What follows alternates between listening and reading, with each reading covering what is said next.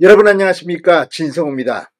이재명 더불어민주당 대표와 더불어민주당에게 지난 추석 연휴는 상당히 공포의 시간이었을지도 모릅니다.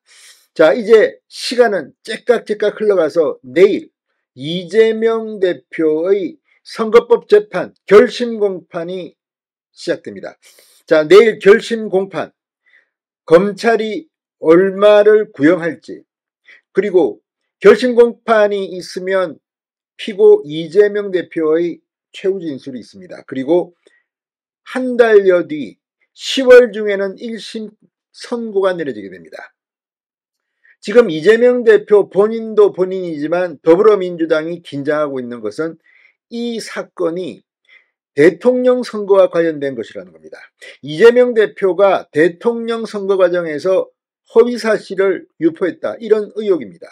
그런데 벌금 100만 원 이상만 1심 판결이 나오면, 이게 대법원에서 확정되면 민주당은 434억 원의 대통령 선거 비용을 반납해야 합니다.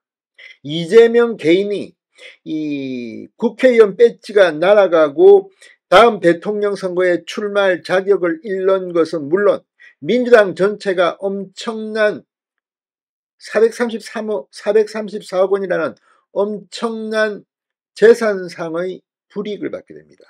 이거 거의 당 재정이 거덜날 사건입니다. 이와 관련해서 지금 만약 이게 확정된다면 민주당이 분당할지도 모른다, 어떻다, 이런 말까지 나올 만큼 내일 결심 공판 지금 귀추가 주목되고 있습니다. 이재명 대표는 4개 정도의 재판을 받고 있습니다. 대장동, 백현동 근데 이 재판은 상당히 시간이 걸릴 것 같고, 선거법 재판이 내일 결심 공판이고 위증교사 의혹 재판도 곧 결심 공판을 거쳐서 10월 11월에는 두 사건의 1심 결과가 나옵니다. 이것 말고 쌍방울 불법 대북 송금 의혹 사건은 이제 시작되었습니다만, 이건 신진우 판사가 맡아서 생각보다 속도는 빠를 것으로 예상됩니다. 관건은 대통령 선거 전에 이재명 대표의 형이 확정돼서 대통령 후보 자격을 잃을 것이냐는 겁니다.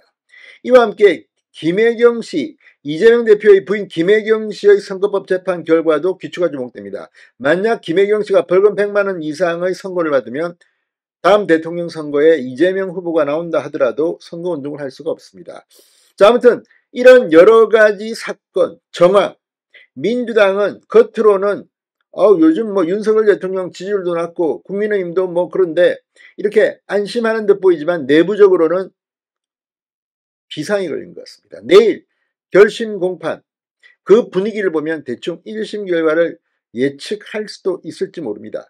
그렇다면 이재명 대표의 정치 생명은 어쩌면 10월 중 1심 판결에 의해서 결정될지도 모릅니다. 물론 1심 선고가 내려진다고 해서 대법원 확정 판결 전까지는 무죄 추정의 원칙이 있기 때문에 이재명 대표가 국회의원 배지가 날아가는 것은 아닙니다. 대법원에서 확정돼야 합니다. 그럼에도 불구하고 1심 선고 내용을 보면 급속도로 이재명의 정치 입지는 위축될 가능성도 배제할 수 없습니다. 내일 결심 공판 어떻게 될까요? 진성호의 융단 폭격 시작합니다. 이재명 민주당 대표를 융단 폭격합니다. 방송에 앞서 아직 진성호 방송의 구독자가 아니신 분은 붉은색 구독 버튼 눌러주십시오. 더 좋은 방송으로 보답하겠습니다. 자, 이재명 대표가 대선 후보 당시 허위 사실을 발언했다는 의혹, 공직선거법 위반 혐의 재판이 내일 마무리됩니다.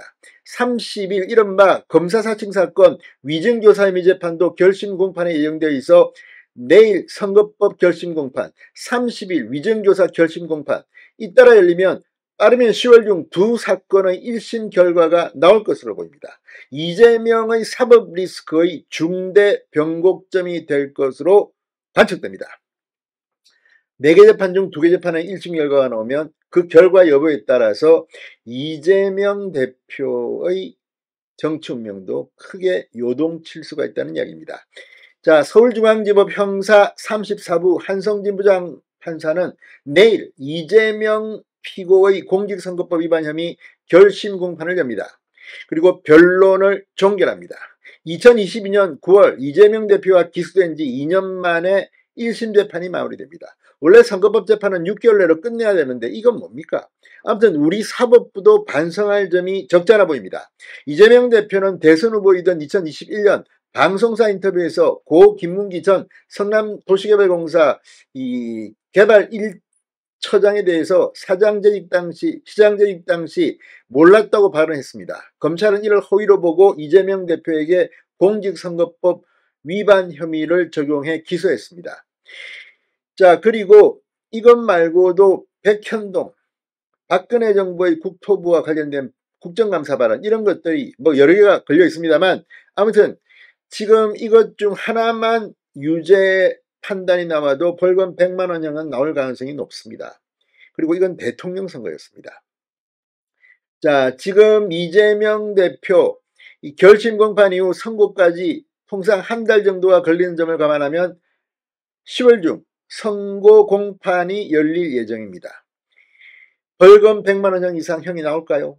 이렇게 되면 민주당도 긴장합니다. 434억 원을 토해내야 하기 때문입니다.